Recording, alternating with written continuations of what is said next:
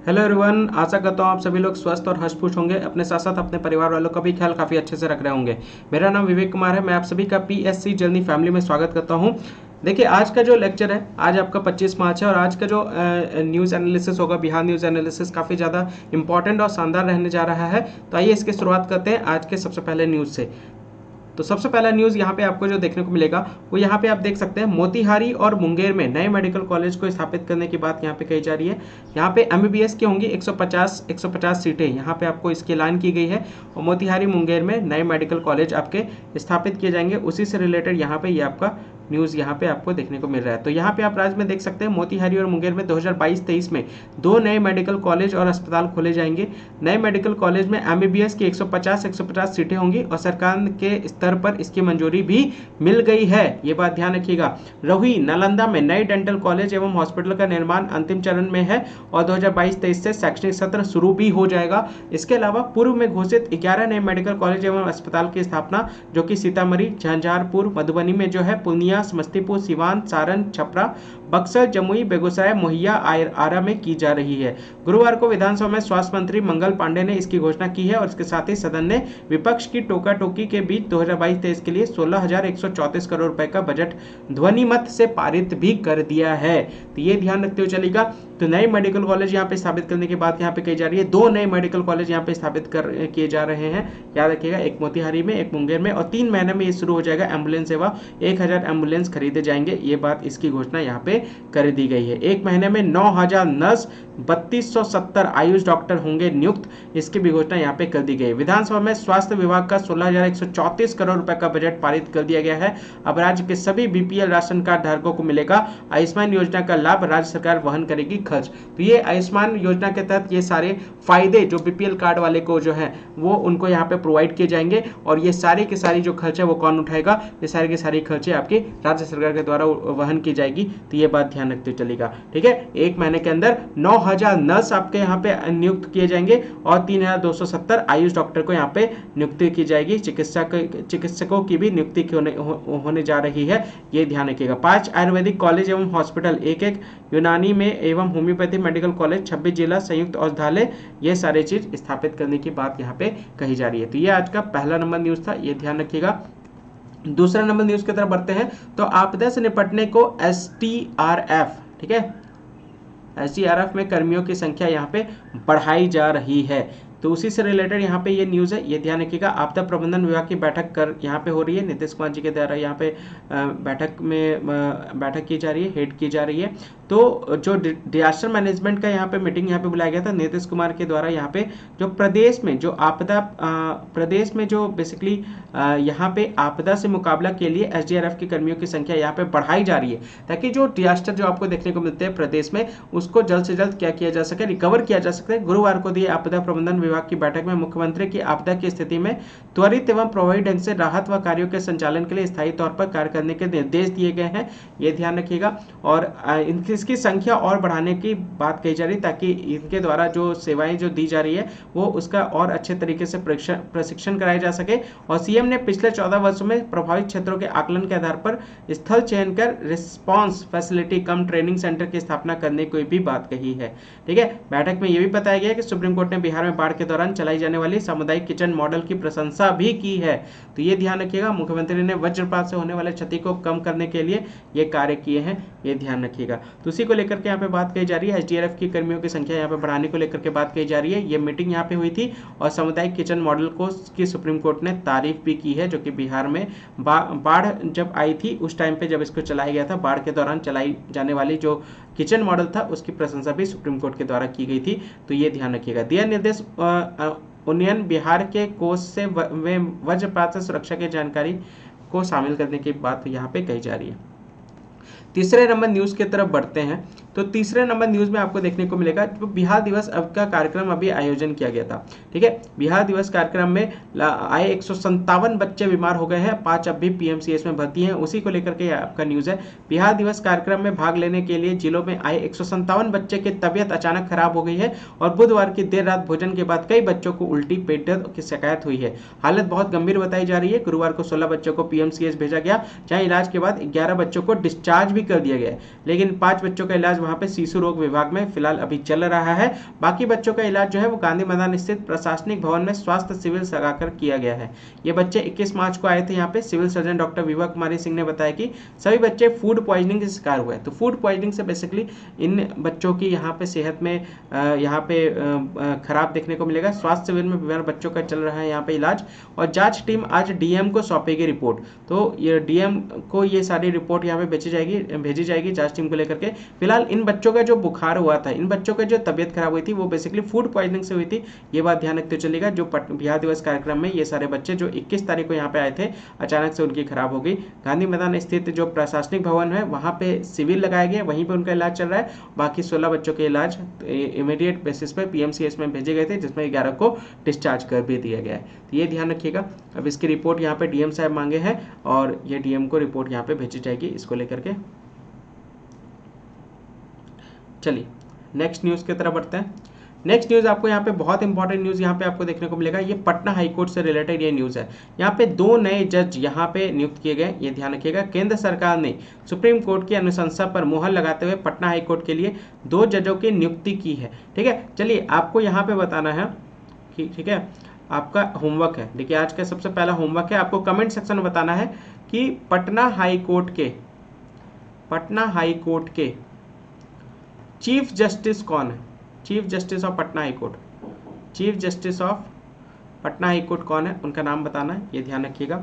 ठीक है, और उनकी नियुक्ति कब हुई थी। ठीक है, टर्म उनकी स्टार्ट कब हुई थी, वो भी आपको बताना है, नियुक्ति कब हुई थी। तो 2 जजों के फिलहाल यहाँ पे नियुक्ति की गई है यहाँ पे पटना हाईकोर्ट में। पटना हाईकोर्ट के अधिवक्ता कोटे से राजीव राय और हरीश कुमार जज, देखिए 2 जज यहाँ पे है, राजीव राय और हरीश कुमार जज के रूप में यहाँ पे शपथ ग्रहण यहाँ पे करेंगे। केंद्र सरकार ने 24 मार्च की अधिसूचना निकालकर इसकी पुष्टि की है। पटना हाईकोर्ट में जजों के 53 पद स्वीकृत किए गए, 53 पद, जबकि यहाँ अभी मात्र 25 जज ही कार्यरत है। तो टोटल 53 पोस्ट आपको यहाँ पे देखने को मिलेगा, जिसमें 25 जज यहाँ पे फिल्ड है, बाकी अभी भी वैकेंट है। उक्त यहाँ पे जो जजों के शपथ ग्रहण के बाद यह संख्या 27 हो जाएगी। तो यहाँ पे दोनों लोग जो यहाँ पे अभी शपथ ग्रहण लेंगे, राजीव राय और हरीश कुमार, ये इनके शपथ ग्रहण के बाद ये 25 से आपका कितना बढ़ जाएगा, ये आपका फिर 27 हो जाएगा। लेकिन अभी भी टोटल पोस्ट जो है वो 53 पोस्ट है, जिसमें 27 ही फिल होगा। यानी अभी कितना पोस्ट यहाँ पे खाली है, तो यहाँ पे आपको देखने को मिलेगा 26 पोस्ट यहाँ पे अभी भी वैकेंट आपको देखने को मिलेगा। ठीक है, आइए आगे बढ़ते हैं। नेक्स्ट नाम याद रखिएगा, राजीव राय और हरीश कुमार, 2 नए जज यहाँ पे पटना हाईकोर्ट को मिले। नेक्स्ट अगर हम लोग न्यूज़ की बात करें तो यहाँ पे नंबर 1 पार्टी यहाँ पे बताई गई है। 1980 में संयुक्त बिहार में भाजपा को 21 वोटों पर मिली थी जीत। तो 4 दशक की यात्रा में भाजपा ने सबको पीछे छोड़ा, उसी को लेकर के आपका न्यूज़ यहाँ पे आपको देखने को मिलेगा। यहाँ पे आप देख सकते हैं 1980 में अगर हम लोग बात करें, भाजपा का सफर यहाँ पे बताया गया। 1980 में 246 मुकाबला हुआ था, 21 जीती गई थी। 1985 में 234, 16 जीती गई थी। 1990 में 227, 39 जीते गए थे। 95 में 315 मुकाबला, 41 जीत। 2000 में 168, 67 जीत। 2005 में 103 मुकाबला हुआ, 37 जीत। 2005 में 102, 55 जीत। 102, 91 जीत। 157, 53 जीत। और 110 2020 में 74 जीत यहाँ पे हासिल हुई है, ये ध्यान रखते हुए चलेगा। तो उसी को लेकर के यहाँ पे बेसिकली बात कही जा रही है। तो यहाँ पे वही 4 दशक से भाजपा को नंबर 1 यहाँ पे बताया गया। तो बिहार में भाजपा के नंबर 1 पार्टी बनने और सबको पीछे छोड़ने का सफर 4 दशकों का है। इस दौरान प्रदेश में भाजपा की कमान कैलाशपति मिश्रा, इंदर सिंह नामधारी और तारकांत झा से लेकर संजय जायसवाल तक कई बड़े नेताओं ने जेडीयू समेत विभिन्न दलों के साथ गठबंधन कर यात्रा को आगे बढ़ाया है। भाजपा ने बिहार में सबसे पहला चुनाव 1980 में लड़ा था। इसी वर्ष 6 अप्रैल को भाजपा की स्थापना भी हुई थी। 6 अप्रैल को याद रखिएगा। संयुक्त बिहार की 324 सीटों में से 246 सीटों पर लड़ते हुए भाजपा ने कुल 8.41% वोट प्राप्त किए थे एवं 21 विधायक जीतकर आए थे। पहली बार भाजपा बिहार के चौथे बड़े दल के रूप में उभर कर सामने आई थी। अगले ही चुनाव में वर्ष 1985 में 234 सीटों पर लड़कर भाजपा ने 16 सीटों पर जीत दर्ज की थी, ये ध्यान रखिएगा। तब तत्कालीन प्रधानमंत्री इंदिरा गांधी की हत्या के बाद कांग्रेस के पक्ष में जबरदस्त लहर के चलते भाजपा की औसत सफलता में गिरावट भी देखने को मिला था। तो ये सारे पूरा यहाँ पे सफर इनका दिखाया गया है, किस तरह से इनका सफर जो था वो आपका स्टार्ट हुआ था और 4 दशक से किस तरह से इनका सफर बना हुआ है, वो सारी बातें यहाँ पे बताई गई है। ये ध्यान में रखते हुए चलेगा। तो 4 दशक की यात्रा में भाजपा ने सबको पीछे छोड़ा है, यह आपको देखने को मिलेगा। कितने सीटों पे मुकाबला हुआ था और कितने जीत यहाँ पे दर्ज की गई थी, 4 दशकों का गौर पूरा आपके सामने यहाँ पे देखने को मिलेगा। ठीक है, चलिए आगे बढ़ते हैं नेक्स्ट न्यूज की तरफ बढ़ते हुए। 2247 पदों के लिए निकलेगा विज्ञापन। यहाँ पे आपको देखने को मिलेगा बीपीएससी की बात यहाँ पे कही जा रही है। बीपीएससी के तहत स्नातक स्तरीय पदों पर होगी भर्ती, आयोग की ओर से अप्रैल में आवेदन लिया जा सकता है। तो बीपीएससी जल्द तृतीय स्नातक स्तरीय संयुक्त परीक्षा के लिए विज्ञापन निकालेगा, इसकी तैयारी चल रही है। आयोग की ओर से लगभग 2247 पदों के लिए विज्ञापन निकलेगा।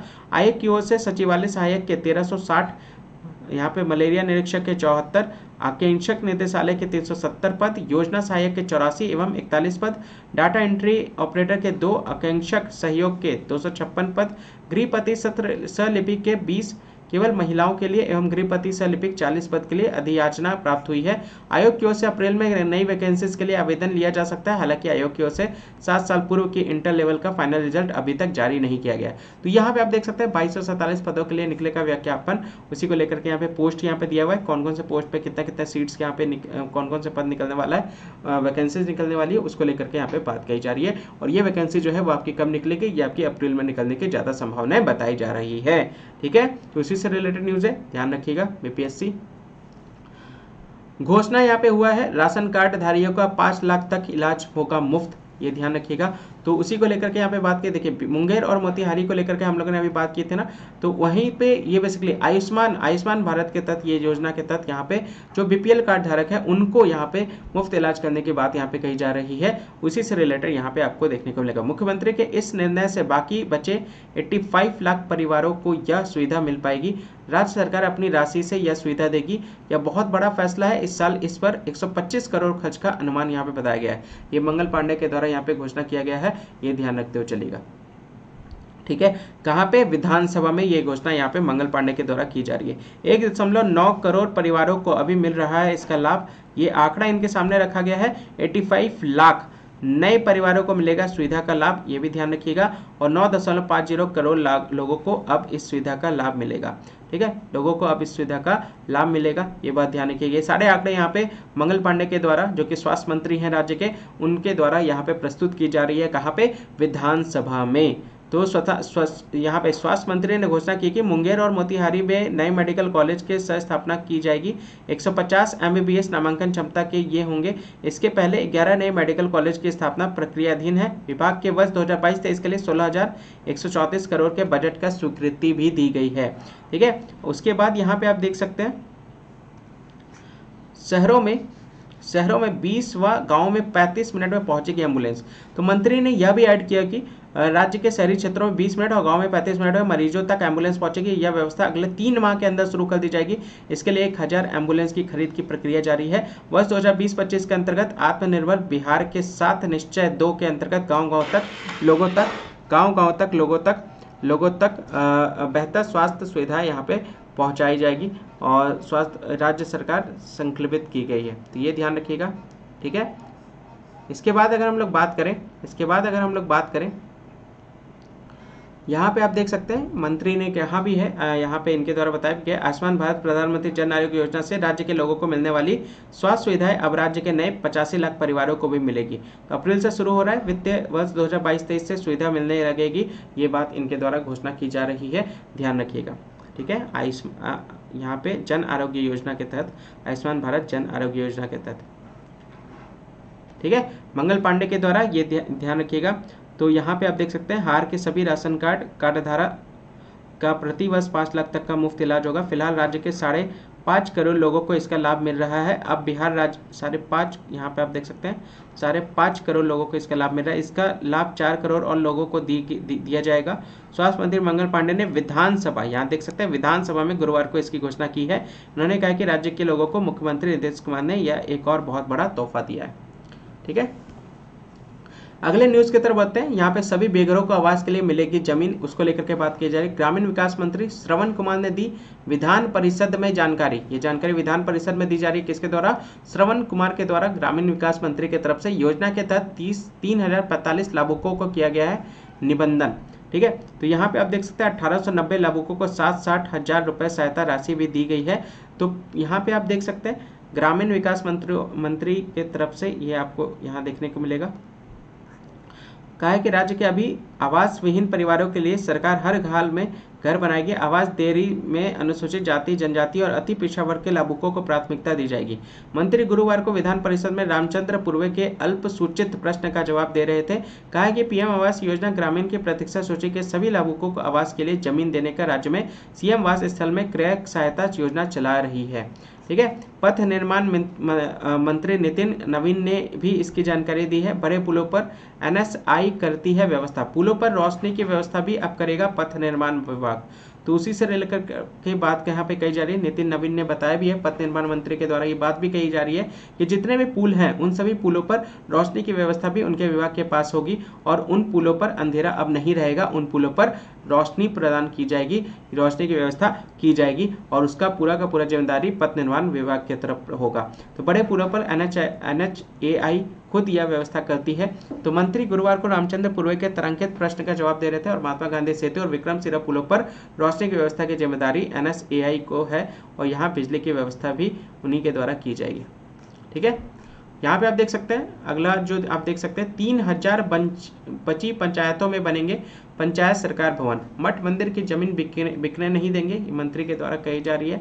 तो राजस्व एवं भूमि सुधार मंत्री रामसूरत कुमार ने कहा है कि सरकार आश्वस्त करती है कि मठ मंदिरों की जमीन बेचने नहीं दी जाएगी।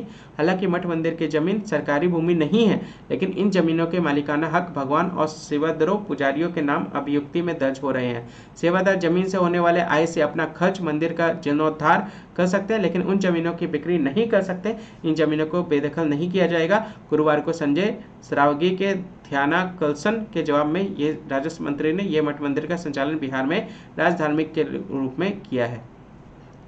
तो मंत्री ने 1509 अनुबंधित मठ मंदिरों के पास 26,000 एकड़ जमीन है, उसी को लेकर के बात की जा रही है।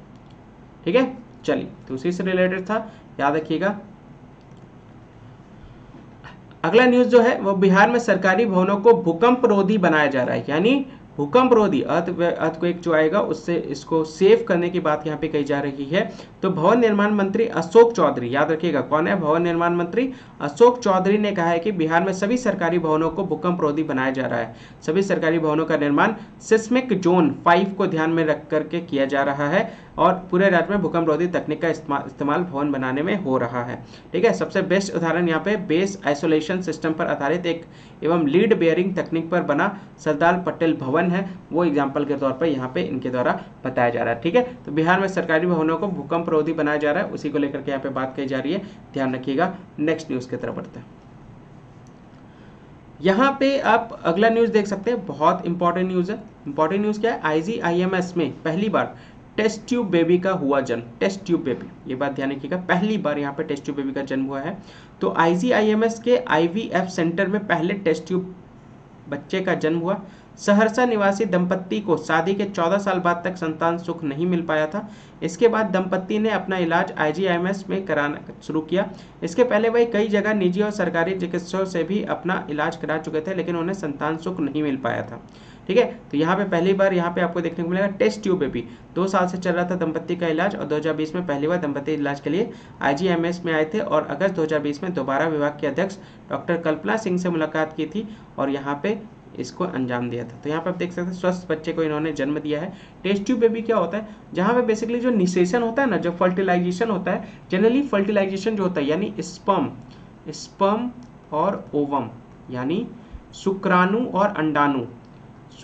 और अंडाणु का जो संलयन होता है, संलयन जो होता है वो कहाँ पे होता है? वो महिला के फैलोपियन ट्यूब में होता है। कहाँ पे होता है? फैलोपियन ट्यूब में होता है। ठीक है, जिसको ओविडक्ट भी कहते हैं। कहा क्या कहते हैं? ओविडक्ट भी कहते हैं। लेकिन किसी कारणवश जब वो संलयन नहीं हो पाता है तब क्या किया जाता है? तब अंडाणु को महिला के बॉडी से बाहर निकाला जाता है और शुक्राणु को फिर एक टेस्ट ट्यूब में उसको क्या किया जाता है?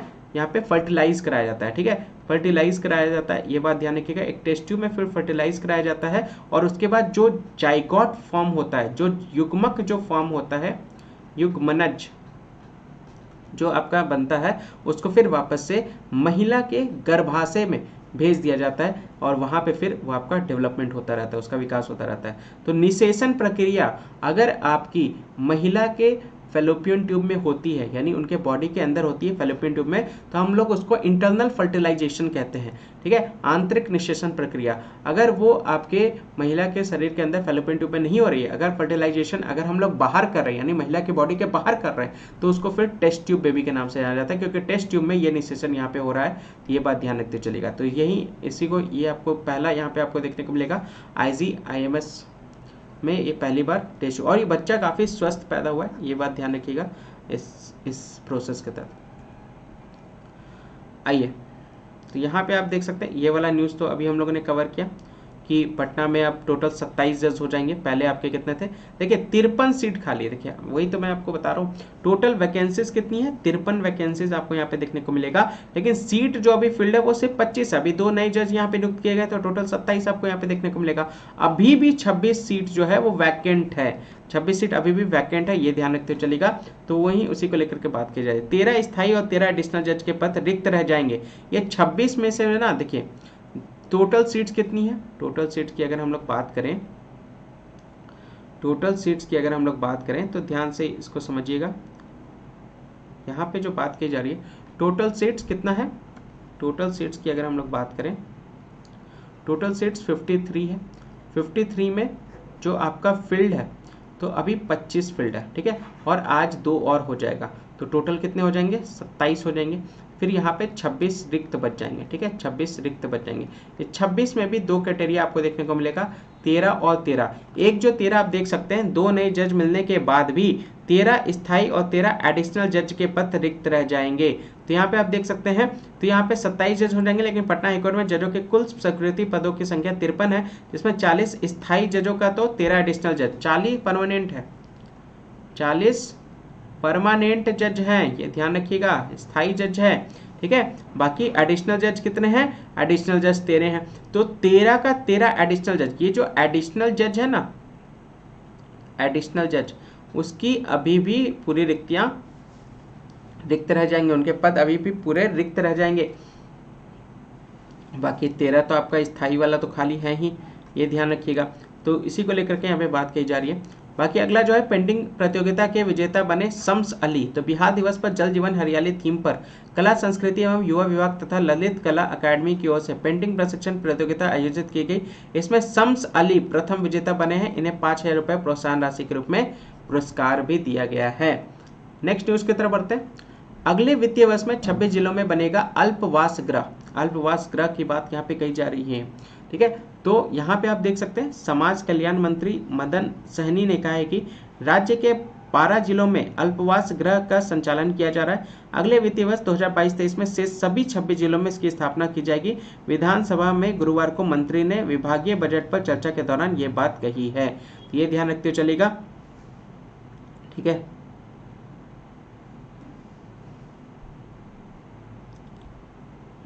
तो ये क्या है? देखिए, मंत्री ने कहा है कि घरेलू हिंसा अथवा अन्य कारणों से किसी महिला अथवा किशोरी को अपने घर में रहने में असुविधा की स्थिति में अल्पकालीन आवास की सुविधा उपलब्ध कराई जाती है, और इसी को लेकर के राज्य के सभी जिलों में अल्पवास गृह का निर्माण किया जाए। अगर कोई महिला है या कोई भी फीमेल है जो बेसिकली घरेलू हिंसा के वजह से वो अपने आप को सेफ नहीं फील कर रही है जहाँ पे वो रह रही है, तो उनके लिए बेसिकली ये आपका अल्पवास गृह जो है वो निर्माण किया जाए, ताकि वो वहाँ छोड़ करके वो इस जगह पे आकर के रह सके और अपने आप को अपना पूरा जीवन यापन कर सके। ठीक है, तो केंद्र का नियमित रूप से संचालन किया जा रहा है इसका। आंगनबाड़ी, जैसे सभी आंगनबाड़ी वगैरह जो हो गए वो ये भी इसी के अंतर्गत आते हैं। 488 मेट्रिक टन ऑक्सीजन उत्पादन की क्षमता विकसित करेगा यहाँ पे बिहार में स्वास्थ्य मंत्रालय। तो स्वास्थ्य मंत्री मंगल पांडे ने विधानसभा में कहा कि बिहार में प्रतिदिन 488 मेट्रिक टन ऑक्सीजन उत्पादन की क्षमता विकसित हो गई। मतलब यानी प्रतिदिन कितना ऑक्सीजन यहाँ पे स्थापित किया जा रहा है, तो यहाँ पे प्रोडक्शन, यहाँ पे उत्पादन जो हो रहा है वो 488 मेट्रिक टन, कितना 488 मैट्रिक टन यहाँ पे इसका उत्पादन हो रहा है, जिसका 230 मैट्रिक टन ऑक्सीजन की जरूरत पड़ी थी। 122 जगहों पर यह सुविधा बहाल कर दी गई है। प्रधानमंत्री गरीब कल्याण योजना के अंतर्गत कोरोना ड्यूटी के दौरान मृत्यु की स्थिति में स्वास्थ्य कर्मियों के आश्रितों को 50 लाख देने का प्रावधान भी दिया गया है। इसके तहत बिहार के 101 स्वास्थ्य कर्मियों के आश्रितों को 50-50 लाख बीमा राशि का भुगतान भी किया गया। तो राज्य में जांच के दौरान मिले 4.25% अमानक खाद, तो यहाँ पे वो देख सकते हैं। पंडौल सूत मिल के कर्मियों को समस्याओं का होगा निदान, सरकार बताएं सड़कें आवगमन के लिए या ट्रकों की पार्किंग के लिए सभापति, तो उसको लेकर के यहाँ पे न्यूज़ बताया जा रहा है। बिहार में 10 लाख से अधिक विदेशी पर्यटक आए हैं। देखिए इसकी घोषणा यहाँ पे मोदी जी के द्वारा की जा रही है। तो यहाँ पे आप देख सकते हैं भाजपा सांसद सुशील कुमार मोदी के द्वारा यहाँ पे प्रश्न के उत्तर में केंद्रीय पर्यटन मंत्री किशन रेड्डी ने बताया है कि बिहार में 2017, 2018, 2019 में प्रतिवर्ष 10 लाख से ज़्यादा विदेशी पर्यटक बिहार आए हैं, लेकिन कोविड के कारण 2020 में यह संख्या घटकर 3,08,000 रह गई है। 3,08,000 रह गई है। जहां पहले 10 लाख था वहां पे आप देख सकते हैं 3,08,000 हो गए। मंत्री ने राज्यसभा में बताया कि 2019 में आंध्र प्रदेश में 2.80 लाख, गोवा में 9.67 लाख, गुजरात में 5.95 लाख, कर्नाटक में 6.08 लाख विदेशी पर्यटक आए, वहीं बिहार में 10.93 लाख विदेशी पर्यटक आए। तो ये आप देख सकते हैं किस तरह से ये डाउनफॉल हुआ है कोरोना की वजह से। तो ये उसी को लेकर के यहाँ पे बात की जा रही है। बिहार आपका 7वें स्थान पर। पर्यटकों के मामले में आप देख सकते हैं विदेशी पर्यटकों के मामले में बिहार जो है वो 7वें स्थान पर है। तो ये थोड़ा सा ध्यान रख सकते हैं। बिहार का स्थान कितने नंबर पर है टूरिज्म में, यानी जो फॉरेन टूरिस्ट जो आपके यहाँ पे आ रहे हैं उसमें बिहार का स्थान जो है वो आपका यहाँ पे 7वें नंबर पर रहने को देखने को मिलेगा। बिहार के बोधगया में कन्वेंशन सेंटर के निर्माण के लिए 98.73 करोड़ स्वीकृत किए गए थे। 90.51 करोड़ रुपए खर्च हो चुके हैं। कन्वेंशन सेंटर का कार्य पूरा हो चुका है। बौद्ध परिपथ के अंतर्गत सर्वाधिक राशि बिहार को दी गई है। मंत्री ने यह भी बताया कि 2019 में पूरे देश में 3.14 करोड़ विदेशी पर्यटक भी आए थे। ये सारी चीजें बिहार का स्थान याद रखिएगा 7वें नंबर पे है विदेशी पर्यटकों के मामले में। अगला यहाँ पे जो आपको न्यूज देखने को मिलेगा, यहाँ पे आप देख सकते हैं गांधी मैदान में दिखी अंधकार से प्रकाश में पहुंचे बिहार की कहानी। जल्द ही ग्रामीण इलाकों में लगेगा स्मार्ट प्रीपेड बिजली मीटर। 16 वर्षों में बिजली की खपत में 800% की वृद्धि यहाँ पे आपको देखने को मिलेगी। तो गांधी मैदान में चल रहे बिहार दिवस समारोह में बिजली कंपनी का पवेलियन अंधेरे में उजाले में आए बिहार की कहानी बताने में कामयाब रहा है। यहाँ पे आप देख सकते हैं बिहार की कहानी इनके द्वारा बताया जा रहा है। 16 वर्षों में बिजली की खपत में 800% की वृद्धि को तस्वीरों के माध्यम से दिखाया गया है।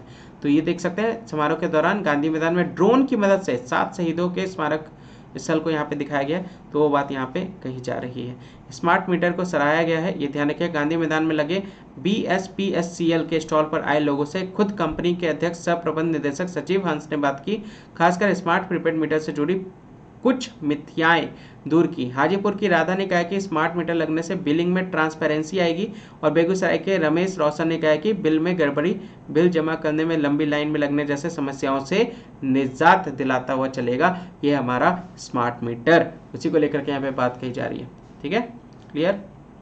2021 में बिजली की चरम मांग 6600 मेगावाट से अधिक पहुंच गई है। तो ये सारी चीज देख लीजिएगा। जागरूकता में योगदान के लिए टीबी चैंपियन सम्मानित किए गए। ये ध्यान रखिएगा। विश्व यक्ष्मा दिवस पर गुरुवार के जिला टीबी कार्यालय अगमकुआं में राज्य के टीबी चैंपियन को पुष्प गुच्छ देकर सम्मानित किया गया। मौके पर जिला यक्ष्मा विभाग के कर्मचारियों को भी पुरस्कृत किया गया। जिला यक्ष्मा विभाग के जरिए चिकित्सा पदाधिकारी डॉक्टर अजय कुमार सिंह ने कहा कि टीबी के उन्मूलन के लिए साल 2025 का लक्ष्य निर्धारित किया गया है। ये 2025 तक एनी हाउ हमें क्या करना है, टीबी को खत्म करना है, ट्यूबरकुलोसिस को खत्म करना है। ये बात ध्यान रखते चलेगा। ये एम रखा गया, ये लक्ष्य रखा गया, ये ध्यान रखते चलेगा। जागरूकता फैलाने की भी जरूरत है। लक्षण नजर आने पर बावजूद लोगों को ज्यादातर यह मानने के तैयार नहीं होते कि उन्हें टीबी है, लेकिन इनका इलाज शुरू करवाना चाहिए। लेकिन लोगों को लोग इसका इलाज नहीं शुरू करवाते, जिसकी वजह से ये और तेजी से फैलता हुआ चलता है। तो 2025 तक इसको खत्म करने का बात कहा जा रहा है। ये ध्यान रखिएगा। NFCS में मरीजों की बढ़ रही है संख्या टीबी को लेकर के, ये ध्यान रखिएगा, टीबी की बीमारी। जयनगर जनकपुर धाम के बीच जल्द चलेगी ट्रेन। जनकपुर धाम कहाँ पे, तो जनकपुर धाम नेपाल में आपको देखने को मिलेगा। तो इंडो नेपाल रेल परियोजना के जयनगर से जनकपुर धाम कुत्थो तक रेल सेवा जल्द शुरू होने की संभावना बढ़ गई है। इस परियोजना को लेकर नेपाल की ओर से हरी झंडी का इंतजार किया जा रहा है। इस कड़ी में रेल परिचालन में बड़ी बाधा बना रेल एक्ट 22 मार्च को नेपाल संसद में पास हो गया है। दोनों देशों के बीच रेल परिचालन को की दिशा में एक कदम और आगे बढ़ा है। हालांकि परिचालन की तिथि में तय नहीं होने से अभी भी ट्रेन चलने को लेकर के ऊहापोह की स्थिति में है। तो मीरगंज पुल नहीं बनने से व्यवहार प्रभावित हो रखा है। परिचालन की तिथि अभी फिलहाल तय नहीं है, क्योंकि अभी नेपाल की ओर से हरी झंडी का इंतजार किया जा रहा है। डीजी ने जल्द ही रेल परिचालन शुरू होने की संभावना जताई है। भारत की तरफ से ये आपका हरी झंडी दे दी गई है, लेकिन नेपाल की तरफ से अभी वेट किया जा रहा है। यहाँ पे गुरुवार को 22 मार्च को हिंदुस्तान से बातचीत के दौरान यहाँ पे रेल एक्ट पास हो गया है नेपाल के संसद में, ये ध्यान रखिएगा, उसी को लेकर के बात कही जा रही है। ठीक है, ये देख लीजिए, बहुत जल्दी जयनगर और जनकपुर धाम के बीच जल्द चलेगी ट्रेन, उसी को लेकर के ये आपका न्यूज है। 12 गोल्ड जीत पटना की टीम बनी बिहार चैंपियन। तो बांका में चल रहा 3 दिवसीय राज्य स्तरीय विद्यालय कराटे बालिका प्रतियोगिता का गुरुवार को समापन हो गया। इस प्रतियोगिता में पटना की टीम सर्वाधिक 12 गोल्ड मेडल जीत करके राज्य में प्रथम स्थान पर रही है, ये ध्यान रखिएगा। दूसरे स्थान पर 6 गोल्ड जीत करके बेगूसराय, तीसरे स्थान पर 4 गोल्ड जीत करके नालंदा, चौथे पर 3 गोल्ड जीत करके बांका की टीम रही है, ये ध्यान रखिएगा। अंडर 19 यहाँ पे बालिकाओं के बीच मुकाबला यहाँ पे चल रहा था, उसी को लेकर के ये आपका न्यूज है। ठीक है, तो ये था आज का पूरा 25 मार्च का बिहार न्यूज एनालिसिस। वीडियो को अगर पसंद आया हो तो लाइक जरूर कर दीजिएगा, नहीं पसंद आया तो डिसलाइक जरूर कीजिएगा, और शेयर जरूर कर दीजिएगा, बेल आइकन पे क्लिक जरूर कर लीजिएगा। चैनल को अगर सब्सक्राइब नहीं किया है तो चैनल को सब्सक्राइब करना ना भूलें। अगर इसका पीडीएफ के लिए आप टेलीग्राम ज्वाइन कर लीजिएगा, टेलीग्राम का यहाँ पे आपको डिस्क्रिप्शन में भी आपको लिंक मिल जाएगा, तो डिस्क्रिप्शन में भी आप जाकर के लिंक पे क्लिक करके डायरेक्ट टेलीग्राम चैनल ज्वाइन कर सकते हैं, वहाँ पे आपको यहाँ के इसका पीडीएफ मिल जाएगा। और अगर किसी भी तरह का कोई भी फीडबैक देना हो या सजेशन देना हो तो आप मुझे मेल भी कर सकते हैं, ऊपर में आपको मेल ID आपको यहाँ पे दिख रहा होगा pscjaldi4@gmail.com पे। ठीक है, तो आज इतना ही, बाकी कल के डेट में मिलते हैं बिहार न्यूज़ एनालिसिस को लेकर के। जय हिंद, जय भारत।